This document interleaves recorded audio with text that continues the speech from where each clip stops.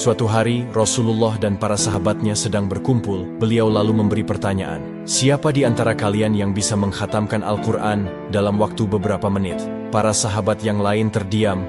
Kemudian Umar bin Khattab menjawab, "Ya Rasulullah, itu adalah hal yang mustahil yang kita lakukan." Dengan senyum Rasulullah menjawab, "Tidak Umar, itu adalah hal yang bisa saja kalian lakukan." Tidak lama kemudian Sayyidina Ali bin Abi Thalib yang kala itu masih sangat muda mengangkat tangannya seraya berkata, "Saya bisa melakukannya ya Rasulullah."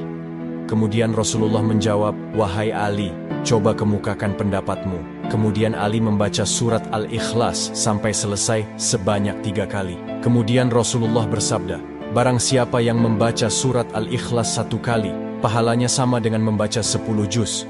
Dan barang siapa yang membaca Al-Ikhlas sebanyak 3 kali, pahalanya sama dengan mengkhatamkan Al-Quran."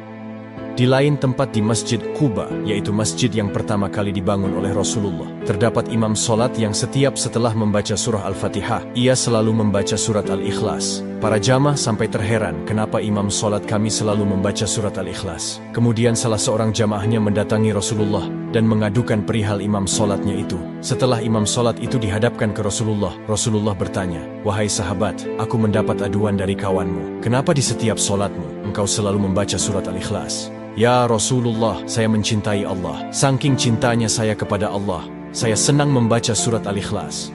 Dengan senyum, kemudian Rasulullah bersabda, "Allah juga mencintai engkau." Di lain kisah juga diceritakan, suatu hari Rasulullah sedang berada di peperangan Tabuk. Matahari pagi itu terlihat begitu redup dan kurang bersinar.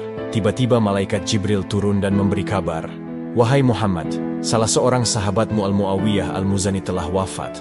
Lihatlah jenazahnya, sesungguhnya Allah mengirimkan malaikat untuk menyolatkannya, sehingga matahari yang engkau lihat itu begitu redup karena terhalang oleh para malaikat."